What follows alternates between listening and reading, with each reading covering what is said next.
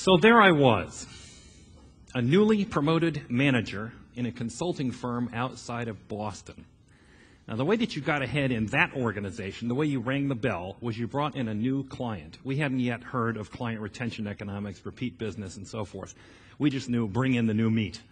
That we rewarded. And when I say ring the bell, I mean that literally, because the guy that ran our office was ex-Navy and into things nautical, and outside of his office in a mahogany frame, he had mounted a ship's bell.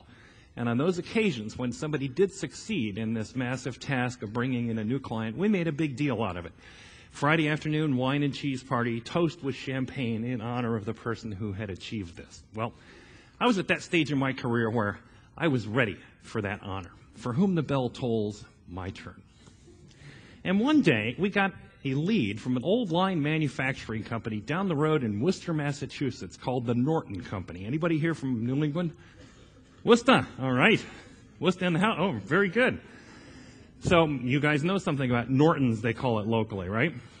They make abrasives, which means grinding wheels and sandpaper. And they've long since been bought by a French company, Saint-Gobain. But last time I was in Worcester, they're still making sandpaper up there. Anyway, the lead was with the VP Manufacturing. We were a general management consulting firm, so it was a good match. And I realized this could be the chance. This could be my chance to ring the bell. Well, you know what it's like. The meeting is set for 8 a.m. I set my alarm for 6, wake up at 5:30, try on all 3 of my ties. Anybody remember ties? And I find myself in Worcester by 7 a.m. Well, Worcester doesn't open up at 7, right, guys? And so I drive around for a while, go to McDonald's, drain them of their coffee, and eventually make my way to the parking lot at about 7:45, where I meet up with my boss, who's going to join me on this triumphal visit. Well, at 8 o'clock sharp, we knock on the door. We meet the VP Marketing. He's a tall, pleasant-looking man in a gray suit. We exchange the business cards, pour more coffee, sit down, and then it happens. It's the moment that always happens. I don't know why I didn't see it coming. He says, "Tell me, Mr. Green, what experience do you have doing marketing studies for industrial consumables?" And I thought, industrial what? Then I suddenly realized, fancy word for sandpaper. He's invented a new generic category, right? Momentary feeling of triumph that I figured this one out, but then the aftershock kicks in. You know, the adrenaline's high in these moments, and I immediately think, oh my God, wait a minute. How many marketing studies have we done in sandpaper? That is a pretty narrow vertical market, let me tell you. And I had this horrible feeling that, of course, probably, right?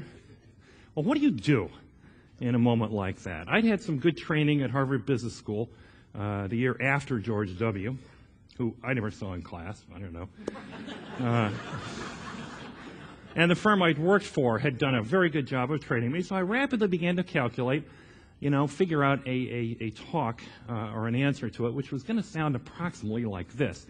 Not exactly, but we've done a lot of things very similar to that. We've done channel market studies, we've done sales force compensation studies, we've done marketing strategy studies, and we've done them in industries as diverse as shipbuilding, computer assembly, automobile manufacturing, and if you take all these different perspectives, which we can bring to bear, it's probably far superior to somebody who's narrowly siloed just into sandpaper.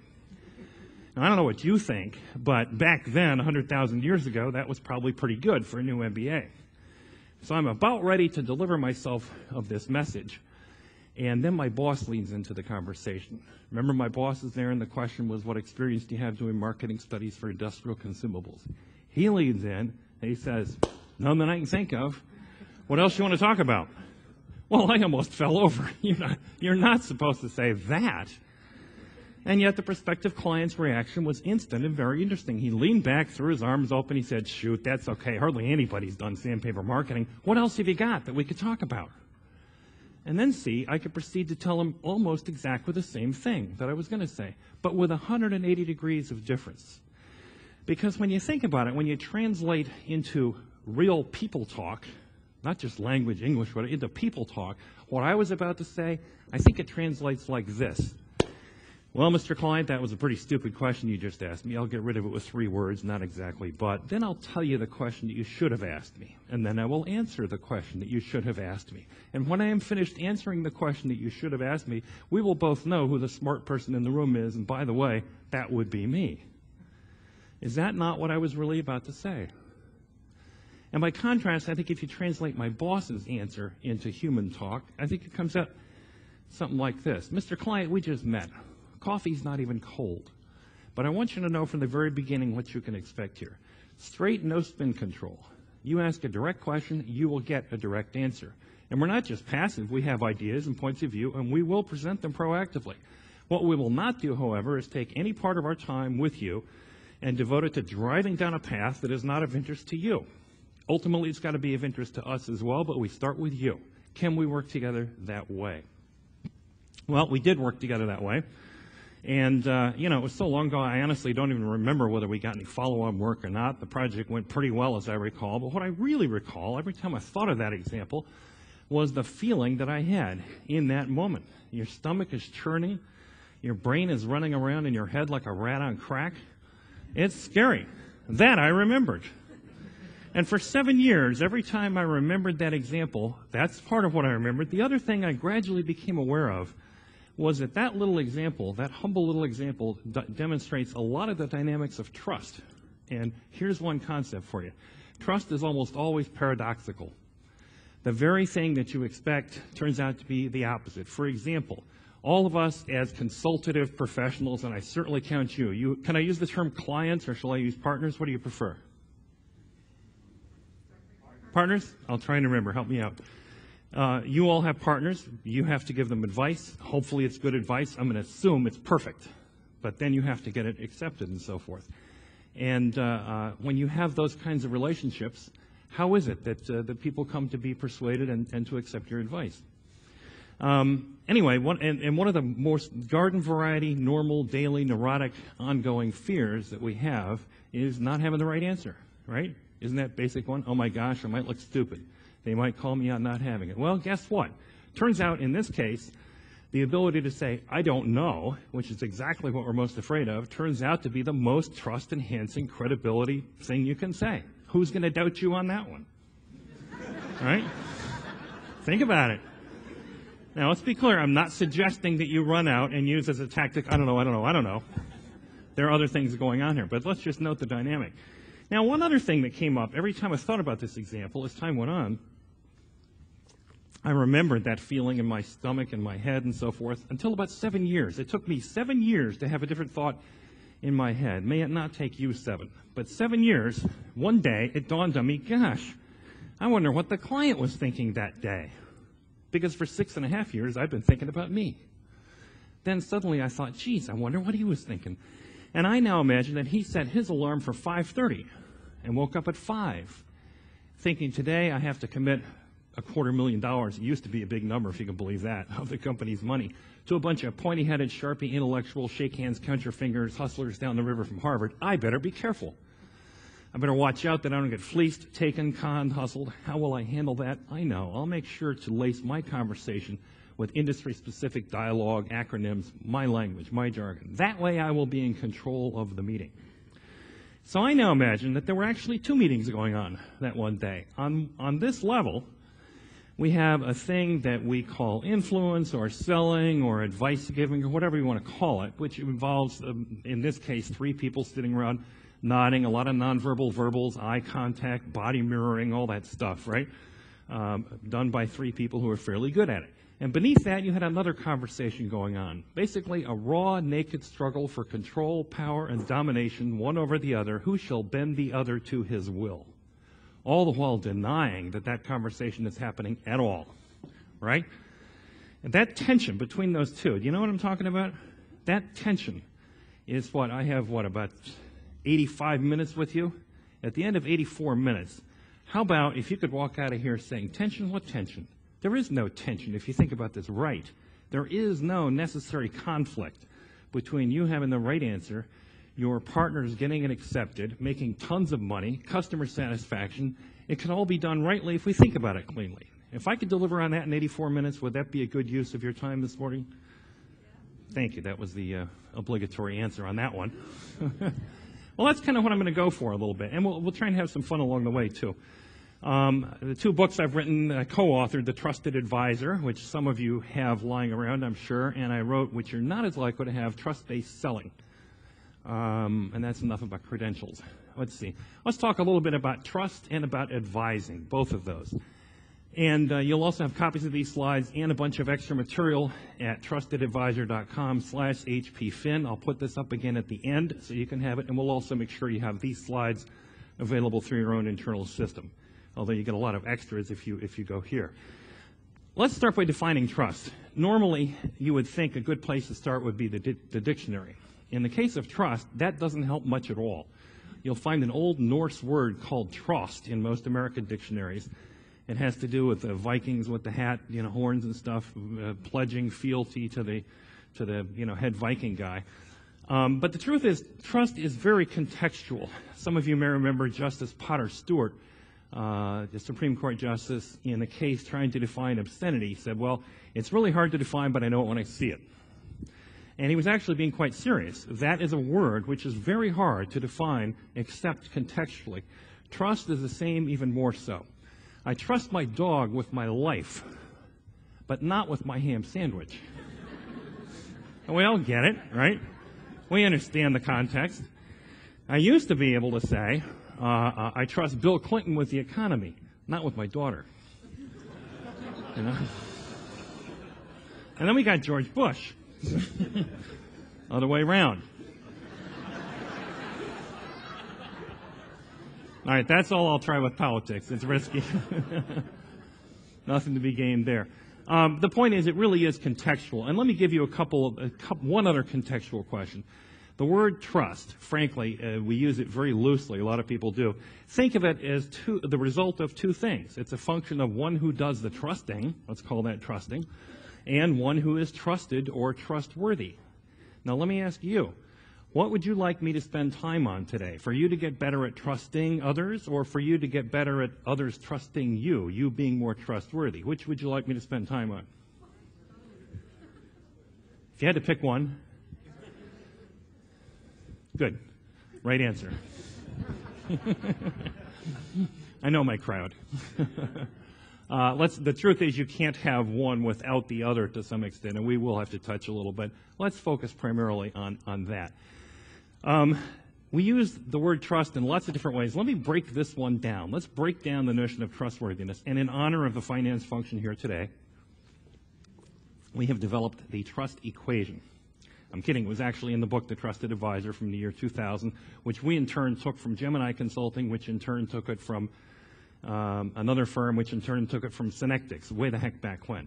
We added a couple critical elements, including the denominator here. I'll define them very quickly in a second, but basically suggest that trustworthiness, your partner's perception of your level of trustworthiness, is a function of four variables for the most part. Credibility, reliability, and intimacy in the numerator. And in the denominator, a factor called self-orientation. So let's just check our math here. If I increase the value of the independent variables C, R, and I, what happens to the value of the dependent variable T? Goes up. Whereas if I increase the value of S, what happens to T? Goes down. And if you had to guess which factor has the most power, given the form of that equation? S, exactly. And is there a reason, you think, why we might have put pluses instead of multipliers? Because we didn't want any one factor to zero out the whole equation. In theory, you could have a zero on any one of the numerators and still have some level of trust. In practice, it's a little dicey. But let me define each of these terms first of all. When we use the word trust, and what we mean is as a synonym for credibility, we're likely talking about the realm of words. And why is that not coming up? Should say words up there. Anyway. You might find us saying in a sentence something like, I can trust what she says about this information. Her credentials look great. There's no misspellings on the resume. The deductive logic looks beautiful. The PowerPoint is flawlessly done. I recognize the school and the diploma hanging on the wall. Firm handshake, looks me in the eye. Heck, I believe what she tells me. Right? We're all familiar with that sense of the word. Probably the dominant sense of the word that you use when you say trust. Now, the second one that you probably use most frequently is as a synonym for reliability, and here we're more likely to be talking about actions. Sorry for the type somewhere in the transfer got lost, the contrast here. When we're talking about reliability, here we mean dependable, predictable. We might say, I can trust him to. I can trust him to bring the clicker. He is so good, he always does what he said he would do. He's predictable, he's utterly dependable. I don't even need to think about it. I can trust him to bring the clicker. Those are the two most common senses of the word trust that we find ourselves using in business. Now let's switch over to sort of the non-rational side of things. This factor called intimacy. And we chose an intentionally shocking word in the business context. It really has to do with safety or security, as in, I can trust her with this information. If I tell her this, she'll know whether to laugh or not. She'll know who to pass it along to and who not to, and just how to treat it. And in what situations, with what delicate overshading. She understands what it means to me and where I'm coming from. I can share this information with her. I can trust her. And I think we all understand that sense of the word, right, as well? And you can sense how powerful that is. Now, again, those three have to do with increasing the factor in the numerators. If our partners evaluate us high in those terms, to that extent we are viewed as trustworthy. Let's look at the denominator, which is self-orientation and has to do with where one's focus is. The word at the top should say focus there. And here we get an interesting word. I can trust that he cares about, and the next word is critical. Because if he cares about himself, then I'm not inclined to trust him. If you all picture, actually, let's do an exercise. Close your eyes, and for 3 seconds, please generate a visual image of a used car salesman. Stereotype. Generate a visual image. Okay, eyes open. What do you got? Anybody? Plaid jacket. Pattern is plaid. What's the fabric? Polyester. Oh, we knew that one, right? What color shoes? White. Very interesting. The power of stereotypes. Now, is that person self-interested or interested in us? Right. So there's one very clear sense of self-orientation equals selfish. But that's not the most relevant one here. That's pretty easy to see. You can spot the used car salesman type coming down the road. In fact, when you walk into a used car dealership, you can plan. It's reliable, dependable that they will be highly selfish. The critical aspect of self-orientation that I want to talk with you about is very different. It has to do with where your attention is focused. And let me go back to my little Norton Company sandpaper example. In that moment, when the client said to me, what experience do you have doing marketing studies for industrial consumables? On a scale of 1 to 10, what was my level of self-orientation? 11 if you saw Spinal Tap. Way up there, right? And by contrast, my boss's level of self-orientation was so low that he could hear a question. What experience do you have? None that I can think of. What time is it? 10:30. What's the temperature out? 63. What experience do you have? None that I can think of. No big deal. No increase in your pulse rate. No freaking out in the brain running around. Nothing except an honest, direct, forthful dialogue with the person sitting in front of us. And I'll suggest to you that is the single biggest factor affecting your trustworthiness, is the ability to have that openness of contact with the person in front of you. That is not a business process. That is not a metric. That is not a quality of talent management or recruiting. That is a self-willed psychological state that everybody in this room has access to. And you know what it feels like because you know when you can do it. And you know what it doesn't feel like because most of our time is spent not doing it. It's in that freak-out control mode when we're thinking, what am I going to say next? How am I going to get them to do this? How will I persuade them here? So a lot of the power of what I want to talk to you about is being able to access that very simple personal state. And again, part of the optimistic message is that's within reach of all of us. If you can get over the notion that they don't teach it in MBA programs. Some of what I'm going to say is going to sound a little bit like a Beatles song, or a Buddhist koan or something, but I assure you it is very, very sound economics as well. This is what a lot of the economics of customer retention are built on. Anyway, I'm getting ahead of myself. If you ever want, we took this trust equation and a couple of years ago put it up online so that you could take a trust quotient test. We put 20 questions, 5 for each of the 4 variables. And once we got up to about 8,000 respondents, I decided to charge for it. So it'll now cost you $9.95, but it's kind of worth it. You get 18 pages of output. And let me share, and there's also a white paper. Let me just share with you some of the outputs of the aggregate study here of what happens. What's your guess? Who is more trustworthy, men or women? I have to try this sometime in a group full of men only and see what they say. I can assure you in hetero audiences, they all say women. The answer turns out to be almost identically tied. Women have a non-statistically significant edge on it. However, the way they get there is quite different. Of the 4 factors, credible, reliable, intimate, divided by self-orientation, guess which one women are distinctly better at? Intimacy. And, you know, I'm not going to get into nature, nurture. That's just an observation that seems to be empirically true. Men, if you doubt that, ask yourself, when was the last time the woman in your life you heard from them something like, would you stop trying to solve the problem, honey? I just want you to listen to me. That's what we're talking about. Older people or younger people, who's more trustworthy? Yeah, correct. This is the single strongest correlation in there. Now, it is a self-assessment study, so there's an obvious source of bias built in. However, just to test it, ask yourself, are you now more or less trustworthy than you were when you were 21? I rest my case. Let's see. The strength that's most highly correlated with high trust quotients, in other words, of those 4 factors, credible, reliable, intimate, self-orientation, which factor turns out to be the most strongly correlated with high trust quotient scores? Is it credible, reliable, intimate, or low self-orientation? Well, I've led you to believe it was self-orientation because of the structure of the equation. The truth is, once we, put norms up and measured them, it turns out that the one with the highest score is actually intimacy, or the highest regression factor, correlation, put it that way. In fact, I think that's rather fascinating finding.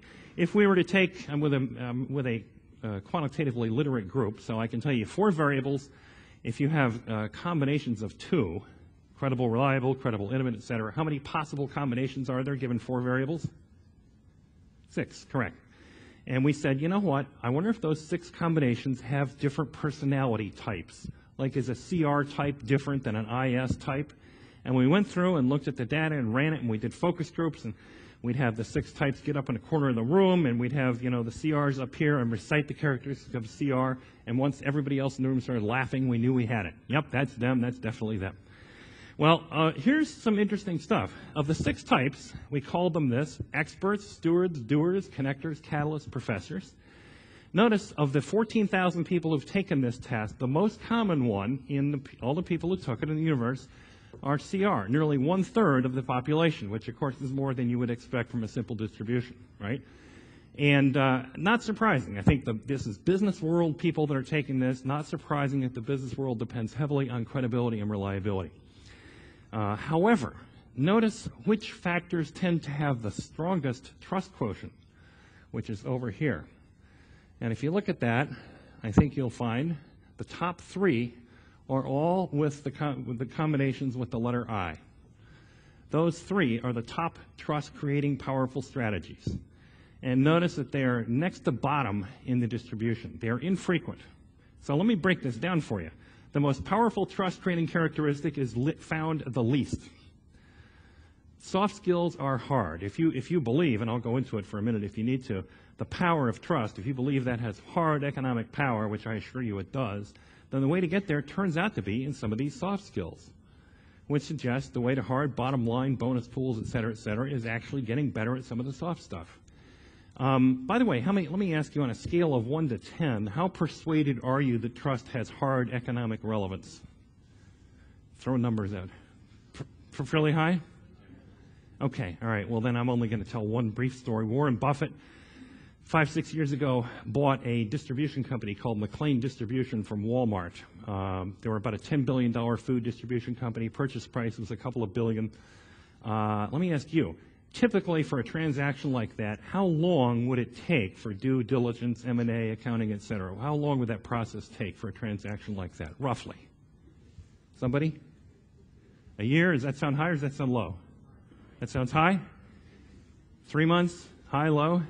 Going once, going twice, 3 months it is. And how much would it cost typically to do a transaction like that in terms of M&A due diligence fees? Total cost, lawyers, accountants, investment bankers? Rough number? Take a risk, somebody. You're among friends. Throw a number out. $7 million. Is that high or is that low? That's high? Give me another number. Sorry? $3 million. Is that high? Is that low? Once, twice, $3 million. $3 million, 3 months, $1 million a month. That's what it would cost and what it would take, right? Here's what Warren Buffett did. He gathered his people around him and he said, you know what? I know these guys at Walmart. I trust them. Let's just fly down to Bentonville, take a half day figuring out who gets the payables and the receivables on which date, shake hands, look me in the eye, say, don't screw me over, and we're done. And that's exactly what they did. And what did they save? $3 million, 3 months. What's that worth? It's worth a ton. It's worth quite a bit of money. And you might say, well, who's going to screw over Warren Buffett? You know, that's a one-time example. Well, let me suggest to you that can be played out every day in every job that's represented in this room and all the people that report to you too. Those same kinds of economic values are apparent. For example, what's the value of people taking your advice as opposed to pushing back and fighting with you on it? Tremendous value. You can quantify that without much trouble. Anyway, I'm going to leave off the economics unless we want to stay on it, and I want to talk with you about influence. Yes, go ahead. Yeah.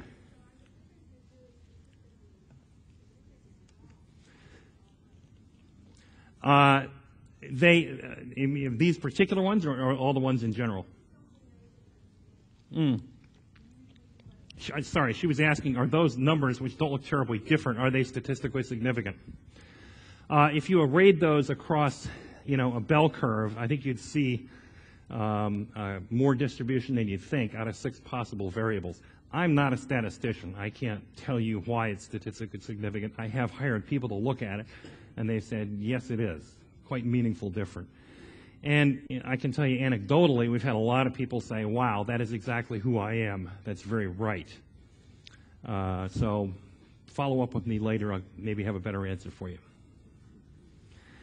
I'm told that some of your executive and director, not evaluations, but studies, input assessments, thank you very much, suggested that a strong importance and opportunity for improvement in both influencing and in relationship skills, which is part of the reason that this conference is themed heavily around relationships. So let's talk about that. Trust, influence, and the critical role that listening happens to play in that.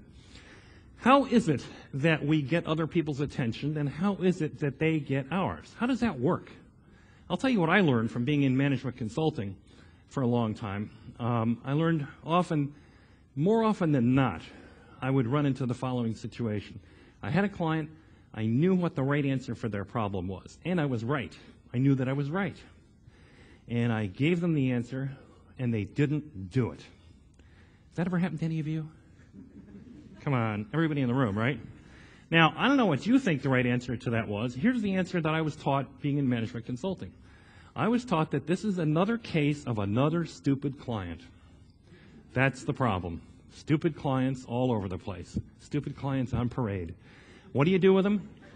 You double the number of Excel spreadsheets, increase the PowerPoint, increase the font, hit them between the eyes until they admit that you were right. That's what's to be done. Did it work any better for you than it ever did for me? I doubt it.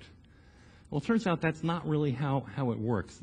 I'm going to share with you some, the view, by the way, is expressed, this is a quote from one of the leading corporate sales training companies. The corporate buying process is a subcategory of rational decision making.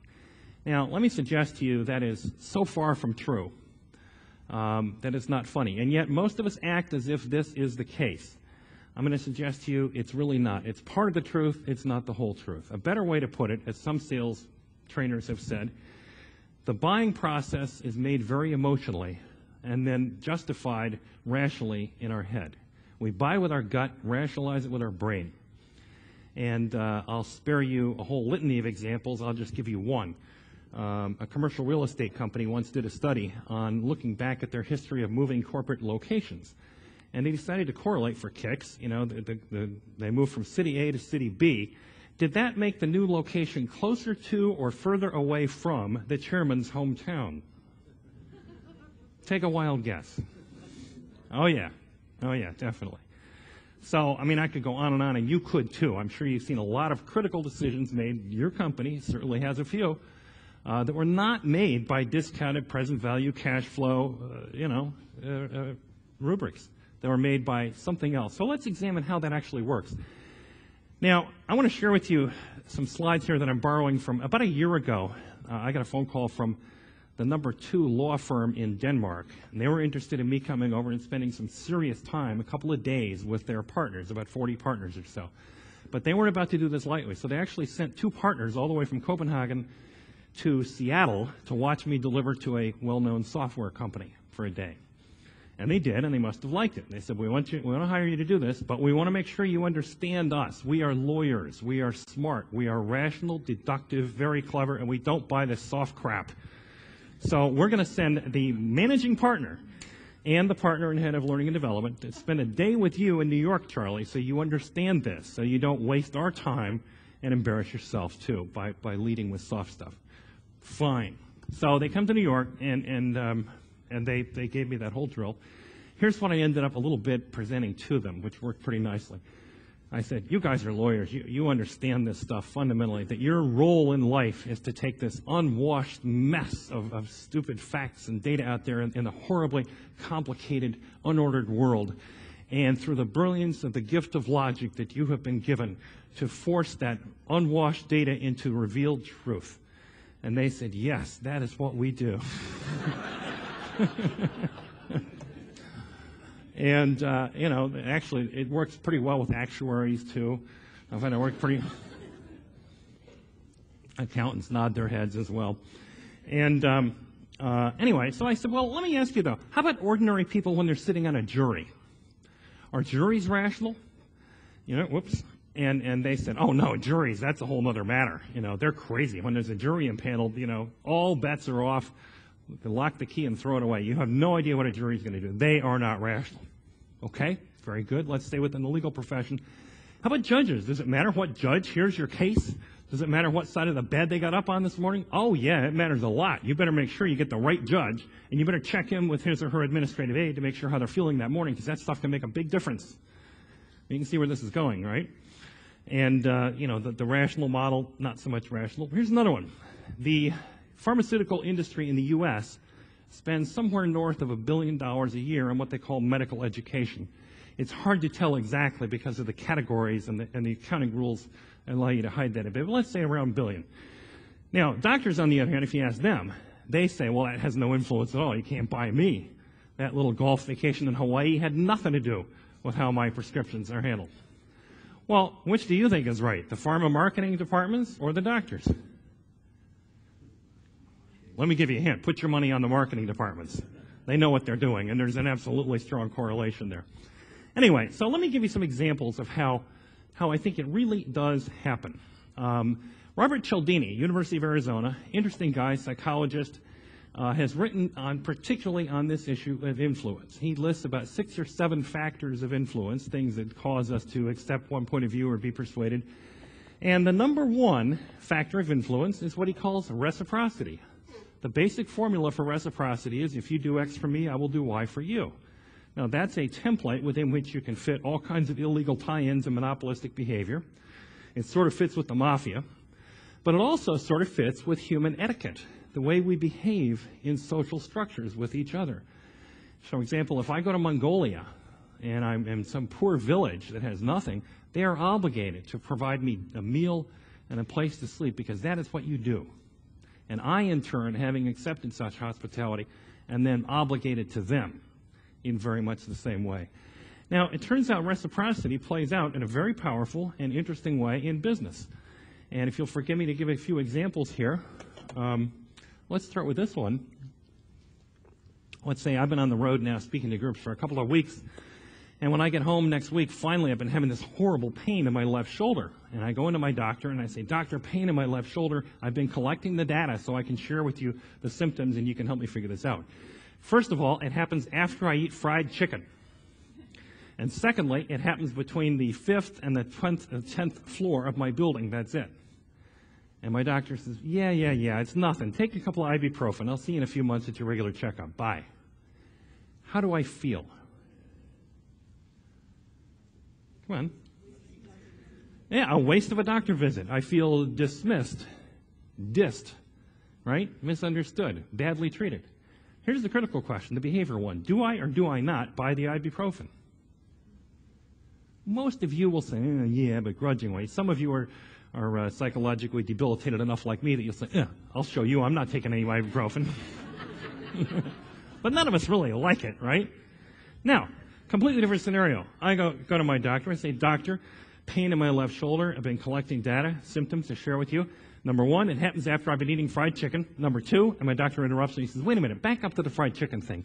Does it happen after you eat fried fish? And I think, fried fish? Why, no, it doesn't. How did you know? And the doctor says, yeah, I thought so. Let me make another guess. It's like altitude related by any chance? Like maybe you notice it at different floors in a building? Yes, that's it. How did you know? And the doctor says, first of all, it's really nothing to worry about. It's this bizarre little interaction that you get in certain microclimates between the different kinds of cooking oils used for certain fast foods and barometric pressures. It is nothing to worry about, I assure you. A little bit of ibuprofen will take care of any symptomatic relief you need. Hey, I look forward to seeing you at our next appointment. Now how do I feel? Great, right? I have a brilliant doctor who couldn't have done it without me, by the way. Right? But most importantly, do I or do I not buy the ibuprofen? Absolutely, even I do. And not only that, we say, don't give me the generic crap, give me the good stuff. I want it branded. Which size bottle should I get? Where should I buy it at? And I'll take advice, right? What's the difference between those two scenarios? Nothing but listening, right? Has nothing to do with the content, nothing to do with the expertise, nothing to do with the answer. What's happening here, however, is the formula of reciprocity, which is implicit in that previous slide, Cialdini. If you listen to me, I will then listen to you. If you don't listen to me, I will not listen to you. It's that double formulation we're going to see over and over here. Let me give you another example. Well, actually, let's stay in the medical profession. Harvard Medical School several years ago did a study about 700 surgeons. They tape-recorded conversations between the surgeons and their patients. They took the first, I think, 30 seconds and the last 30 seconds, transcribed the conversations, handed them over to a third-party group of people, and asked them to rate those conversations on a scale of 1 to 10, where 1 is cold, clinical, abstract, unemotional, and 10 is gushingly empathetic, over-the-top emotional. They gave them all ratings, and then they correlated that data with malpractice suits. Well, guess what? The R-squared was higher than by some objective criteria. In other words, quite literally, in one case they had a woman her surgeon had mistakenly sewed some forceps back into the abdomen after the surgery, left them inside there. And of course, it was discovered in a few days. And the doctor, of course, was mortified and just couldn't believe this had happened. And he went to the woman and he said, I am so sorry. Of course, we'll pay for everything. I can't tell you how awful I feel about this. I'm thinking, I'm 59, I must be losing it. I think I'm going to retire. This is a signal. I'm so sorry. Now, out of 100 women to whom the doctor is addressing himself, what do you think most of them would respond to? How would most of them respond to a doctor's reaction like that? Yeah, most of them would say, as this particular woman did, well, you did mess up, and of course you should pay for it. And, yeah, it was bad, but, don't quit. You're a good doctor. Just don't do that again. Words to that effect. On the other hand, you get lawyers from a hospital in there, and they'll say, apologies seem to work pretty good. Let's script one up and implement a process that says everybody's required to execute an apology. And read from the script, please, very much. In which case, it's worth nothing. In fact, it's antagonistic. It creates distrust, right? So again, empathy here. Bedside manner is worth more in terms of protecting you against malpractice suits than actually careful procedures, interestingly enough. Now, guess which category of people will not believe that data? How about surgeons? Because they believe that's irrational. Therefore, they won't believe the data, which is irrational, which generates a contradiction, if you're with me. Now, spin selling. Anybody recognize the name Neil Rackham? Where's the gentleman I was talking to this morning that spent time with sales and marketing? There you are, right? Yes, Neil Rackham. Probably the biggest sales trainer in the world. He's done more research than anybody. Brilliant guy. And spin selling is an acronym for situation, problem, implications. I forget the last one. And I interviewed him several months ago, spent a day with him at his lovely estate in rural Virginia. And I said, is there one single problem that you run across generically across all kinds of sales situations? He said, yes, there is. What is it? It is premature solutions, the mistaken belief that the sooner they can begin solving the problem, the more effective they will be. Now, let's just notice that in context of reciprocity. If you listen to me, I will then listen to you. If you jump right ahead into solving the problem without listening to me, I will not listen to you. You hear the pattern there? Exactly the same thing. This is from the world of sales. I'm going to continue beating this one up if you don't mind. Thomas Friedman, New York Times columnist, author of The World is Flat. People often ask me how I, an American Jew, have been able to operate in the Arab Muslim world for 20 years, and my answer is always the same. The secret is to be a good listener. It has never failed me. The most important part of listening is that it is a sign of respect. It's not what you hear by listening that is important. It is the act of listening itself, the statement that you make by listening, that is important. Now, let me just underscore that. It is an act of respect. It is the creation of the feeling in the other party that they have been heard that is critical. Yes, yes, yes, you need to do a brain suck to get needs and so forth and identify customer needs. Yes, yes, yes, we all get that. What we forget in the blitz of MBA programs and exec ed and so forth is that brain suck for rational data is not where it's at. You have to do that. Necessary but not sufficient. This has to happen as well. If you listen to me, is what he's saying. I can go to the Gaza Strip or the West Bank as a Jewish kid from Minneapolis, and they will listen to me. Why? Because I listen to them, and I mean it. Interesting example. Exactly the same logic from a very different field of life. John Gottman up in Seattle. Anybody know of him? He's got to be in his 70s now. He's known as the Love Doctor. He's looked at, I think, over 50,000 couples at this point, done massive research on them. He can, if you go up and see him as a couple, he can not only tell you when are you going to get divorced, but probably what month it's going to happen in. One of the things he has to say is understanding must precede advice. You have to let your partner know you fully understand and empathize before you suggest a solution. If you listen to me, I will then listen to you. If you don't listen to me, I will not listen to you. Now, just in case we haven't got it clear yet, what I'm trying to suggest here. Number one, influence is heavily non-rational, right? You do have to have the right, hey, listen, I got an MBA, I worked in a strategy consulting firm, I yield to nobody in my respect for hard, cold, analytical data, and I have no patience for bad analysis, so let me get my credentials out there. At the same time, that is only a necessary and not a sufficient condition. You have to have some of this non-rational stuff working. The good news is it's not that hard. Influence is heavily non-rational. Number two, it works through the principle of reciprocity. Number three, reciprocity in business happens in conversations. And let's drive it here, listening. Your listening is what drives the influence. Now you can appreciate the power of that I factor for intimacy in the trust equation.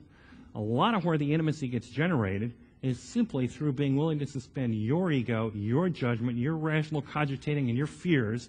Just drop it. Check your ego at the door and be there for that person in whatever part of the journey they want to take on. If you're not getting to your agenda, at some point in the conversation say, well, we're not getting to the agenda we agreed to. Is that okay? Let them bring it back or not. Be there for them. That act of reciprocal listening drives your level of influence. Again, slides here. I'll put them up again at the end. Let me just stop there and ask any questions, comments on what I've just suggested about the nature of influence. Does that make sense? Yeah.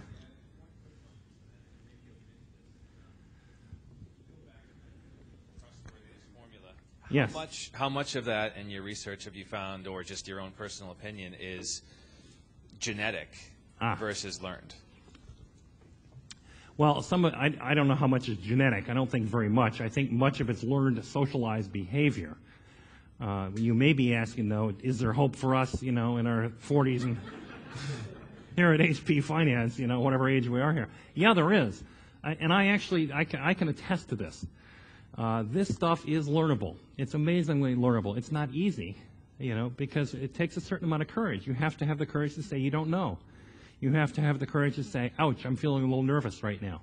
You have to have the courage to say, you look like you're feeling a little bit nervous right now. So there's an amount of emotional risk-taking involved in this. But let's go back to the paradox notion. type 1 error, type 2 error. I forget exactly what the statisticians call it, but let's call type 1 error the error of doing the wrong thing, saying the wrong thing, making a mistake. And type 2 error is the error of not doing the right thing. Well, it turns out in business, we make tons of type 2 error all the time out of fear of making type 1 error. In other words, we shut up. We don't say anything because we might look stupid, or it might be unprofessional, or they might not like us, or whatever, right? And therefore, we let all kinds of things pass. If you were a lifeguard and somebody was out in the water saying, help, help, help, save me, you know, it's like if you had a bad case of this high self-orientation, you would say, well, I don't know, they might be faking it. Or, you know, the bathing suit doesn't look that good on me, you know. My boss might think I'm, you know, jumping off, so I'll wait and see if they're drawn worse before I jump in. That's what we do all the time in business. We make tons of that kind of error. The trust dynamic in business consists of taking small personal risks up front to mitigate huge business risks downstream. And it starts with this act of listening and so forth. That's within all of our power. Let's see. I want to make sure we hit time because I think it's, let me just check. Time-wise, we're scheduled until 10:45? Okay, good. So we're on here. It is important. Reliability is one key component. If it says 10:45, please help me stay at 10:44. Right? Here, very quickly, you can read more about this, but let me suggest this is the second of 3 models that we use. This is simply a model for conversation. If trust creation happens in personal interactions, aka conversations, then there are probably some right ways to hold them. I suggested here's a simple model. It's not the only model by any means. A simple 5-step model for conversations, and I've scrambled it up. What should be the right sequence? What should come first, second, third, fourth, fifth? What do you think? Let's start with the last one. Which one should it end on? I suggest I agree with you. It's an action step. It's closing in a sales context. It's where do we go from now? Slightly trickier. What should the first question be? I think you're right. Let's talk about it. Now, by the way, you have to decide how this fits you, but I will tell you from the field of external consultants and lawyers and accountants and professional services people, let's think about how they go about selling. The most common mistake that those firms make when they come into a new client is they don't do this one. Instead, they say, let us tell you about ourselves.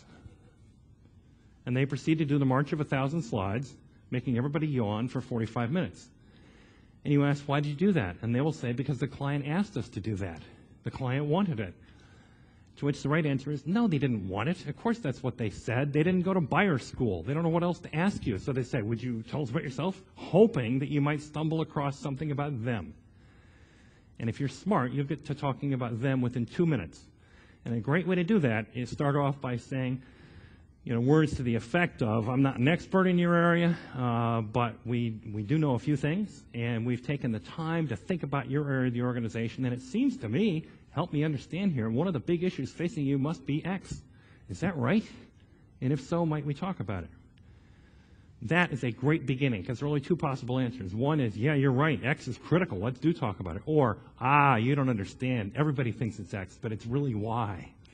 In which case, you get to go, oh, damn, I think I understand, but tell me, I fell into that same trap. How does it really work? And people love to tell you about themselves. What's everybody's favorite subject? Right? Now, I think that translates pretty well into a finance advisory function. Right? Don't walk in and say, what can I do for you? Here I am, God's gift for all things finance related. What's your need for today? Instead, have a point of view, have an opinion, have something that you bring to the table, and it doesn't matter if you're wrong. What matters is you took the time. It's an act of respect. What's the second step in here? Tell me more. Exactly right. And that's the one I want to focus on. If we put names to those steps, engage, listen, frame, envision, commit. I tried to get a better acronym than LFAC, but I never could get one. And the book's been written, so we're stuck with it. You can look up more on this if you want, but I will say there are 2 top causes of breakdown in conversations. One of them is simply, you know, a surface level job of listening, which we do all the time. We don't really do that deep kind of listening that I talked about. And the second one, I think, is accelerating way too rapidly to the answer. Jumping ahead to the answer. I suspect Photoshop.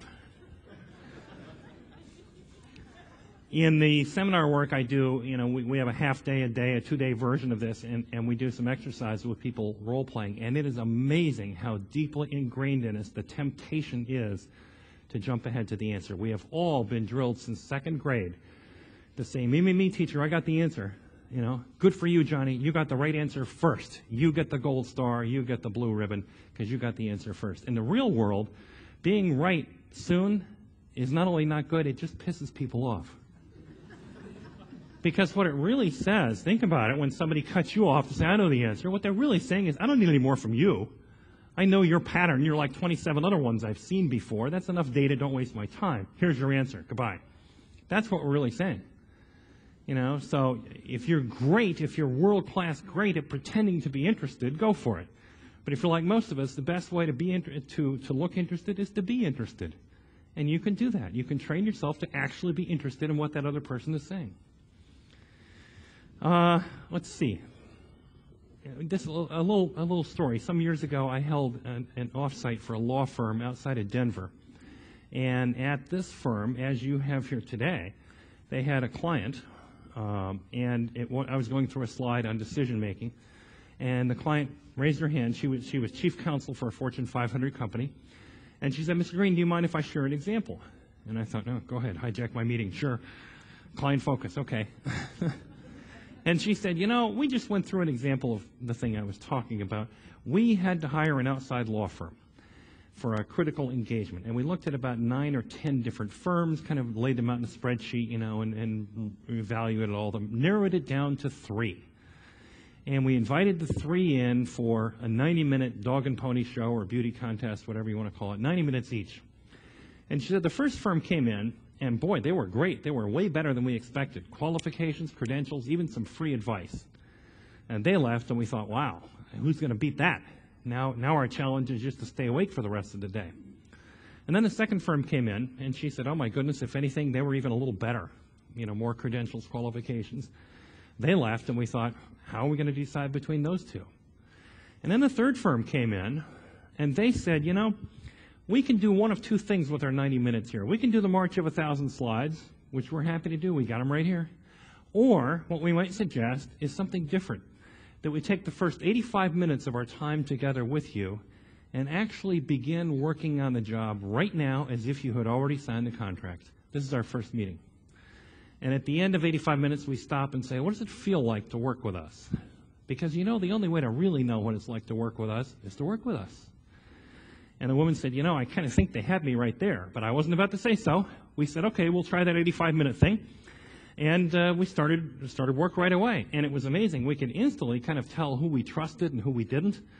And because it was live, real time. And as we began to be able to evaluate them, we also began to be more open and to say, well, actually, we haven't really finished this work here. And, well, what do you think about this? We've kind of been thinking.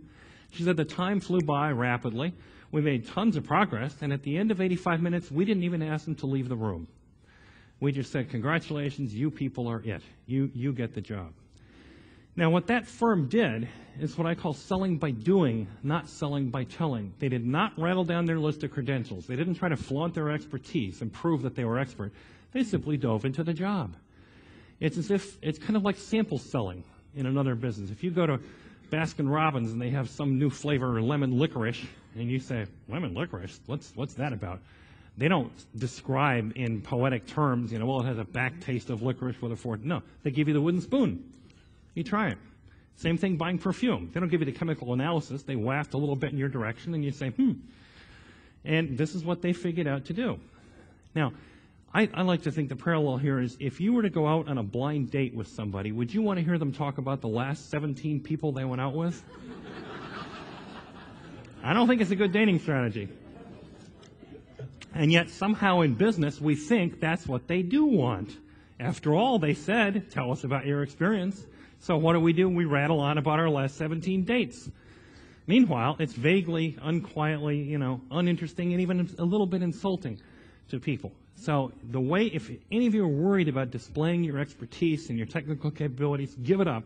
Let it show itself in application to the particular problem facing that client. It will become clear very soon how good you are or not. And you deal with that. But you do it in application to their problem, not in the abstract. That's high self-orientation, talking about yourself. We don't have too much time to go into what I call the trust principles, the third model. If we did, these are principles that have to do with running an organization. And I would, commend you a little more thought to thinking about these.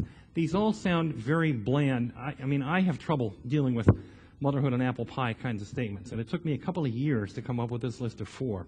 I know how could it take so long, but they all have meaning. Client focus for the sake of the client, not for the sake of a vulture. Too many client customer focused statements out there. Why should we be customer focused? Because it leads to greater return on investment. Well, who's that about? How about for the sake of the client? And if you do that right, you will collaterally benefit. Right? It was like what Kathy said today, market share not for the sake of market share. That's a byproduct. That's an after effect. Ditto here. Focus on your clients, your partners, and as a collateral effect, they will trust you more. You will be more effective. Number 2, collaboration. You are working with, not to or for, your partners. With them, side by side. Number 3, in some ways the most critical, medium to long-term focus. Focus on the relationship, not the transaction. Never do a transaction. Always do one item in a time sequence of transactions, aka a relationship. Never have job 47. Never have job X, have job 47 in a series of 123. Always think about things in terms of a broader context.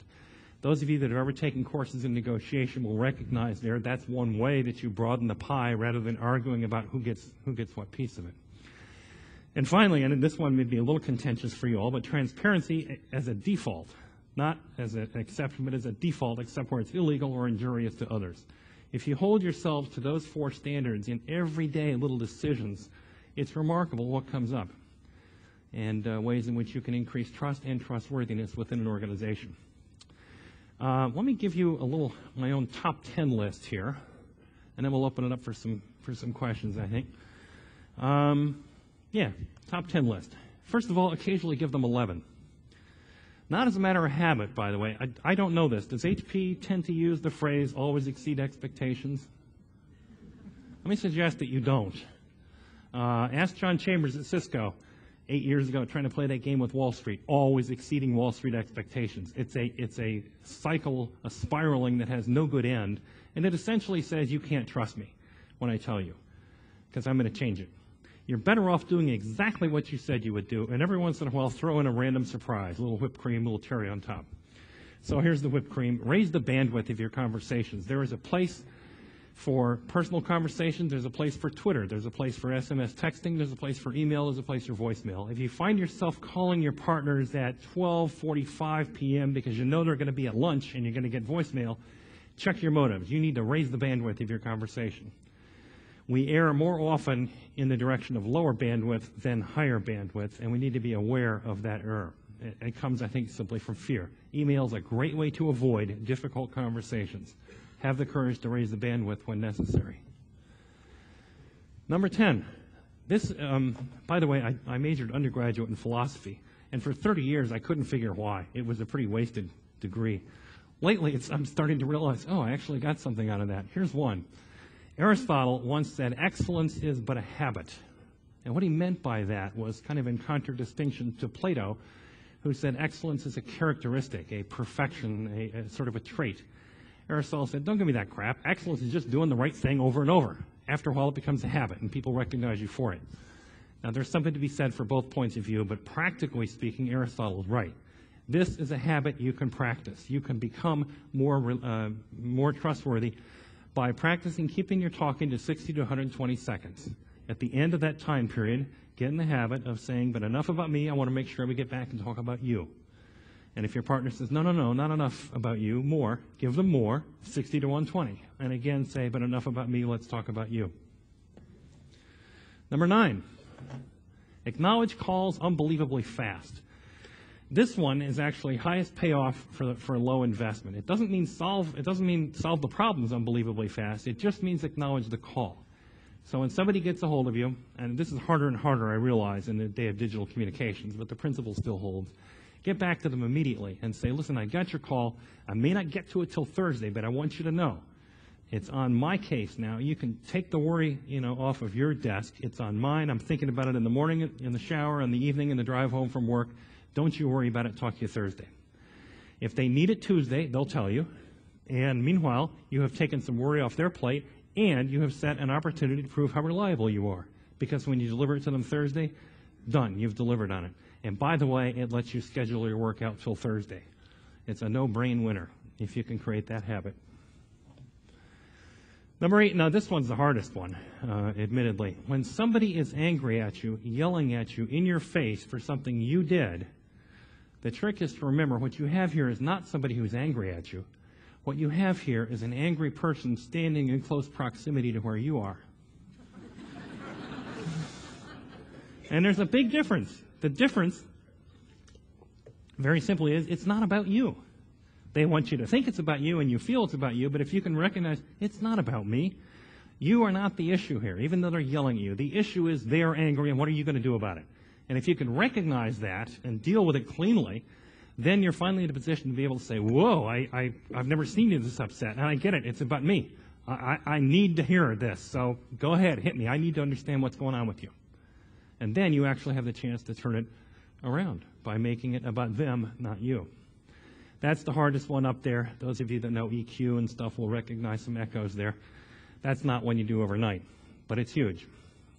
Number 7, next time you go into a difficult meeting, a negotiation, a project status meeting, some kind of reporting thing, stop outside the meeting, in the hotel room in the morning, down the hall, in the restroom, whatever. Take about 30 seconds, close your eyes, and say to yourself, this meeting, stick a fork in it, it's done.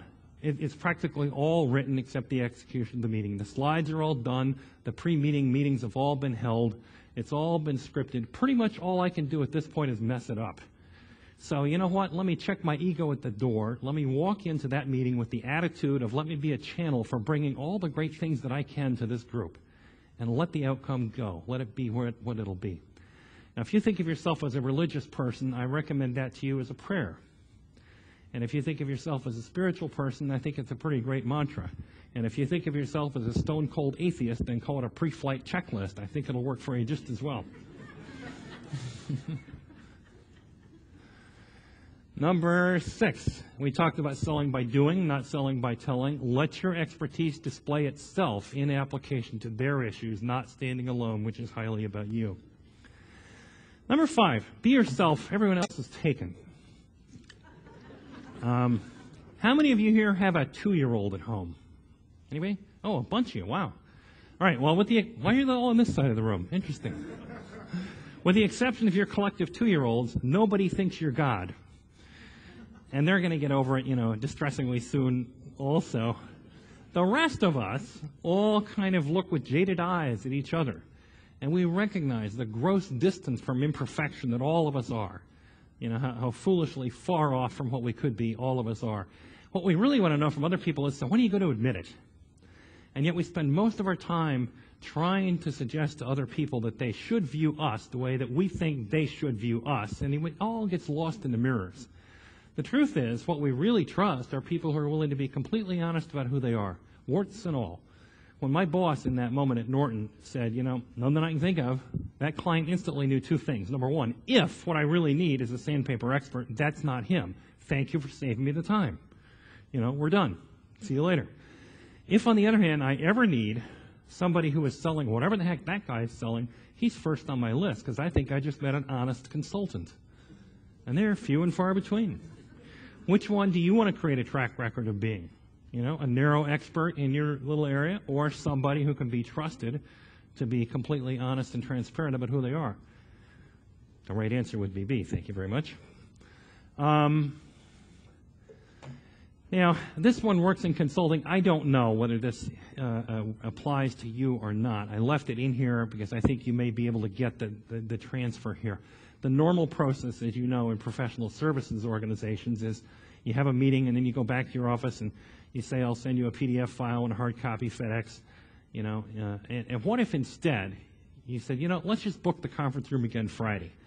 And I'll come with all the information and staffing and rates and everything that we need, and together we will write the proposal. And it will be the best proposal possible for the two of us to do. I realize it's still a proposal. There's no guarantee here, but it will be the best ever. I started doing this a few years ago, actually, because I'd written it down, and then I thought, I better make sure I practice it myself. And the first opportunity I got was with a company called Studley Commercial Real Estate. They came up to me after a keynote and said, we think we'd like you to come in and do some training. So I guess you'll want to come to New York and jointly write the proposal, right? And I said, yeah, that's right. and they said, well, what do we need to bring? And I said, nothing really. And they said, to hell with it. We'll just send you a contract. So the act of offering it in that one case, actually was sufficient to sell it. I'm not suggesting that's the norm, but it is shocking to people to make that offer. The next two go together, and I think they're pretty powerful. Number one, make listening a gift of your attention. Not a skill that you practice, not an art, all the stuff about body mirroring. I was reading an early Tony Robbins piece a couple of months ago where he talks about the right psychic contact as you look them in the left eye for 8 seconds, then you move to the right eye, and then you move on to another person. And you go nuts trying to remember all these things. If, on the other hand, I read somewhere that the total amount of bandwidth that we have available is the equivalent of 2 1/2 conversations. If you were completely doing nothing else, we could follow the equivalent of 2 1/2 conversations. Add chewing gum on top of that, we fall over. But what if you could take that level of concentration and apply it completely to one person? My guess is you've all had experiences like that where somebody's been able to give you that kind of focus and attention. Bill Clinton, famous for many things, that is one of them. He has this transcendent ability to utterly focus on the person in front of you. Now, what if we could do that? The feeling of being paid attention to, respected, all that stuff we talked about is enormous. What is the single biggest barrier to our being able to do that? What would you think? I think it's figuring out what we're going to say next.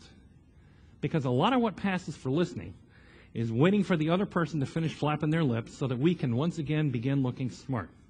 And while they're doing that, we're smiling and nodding and thinking, what am I going to say next? What am I going to say next, right? Well, what if you could get rid of that? And you can. And here's how you do it. You think out loud. Literally, as in, wow, let me just think out loud with you about what you've just said to me here. If I follow that, that would mean that the foot bone's connected to the ankle bone, right? And then the ankle bone, leg bone. Is that how it goes?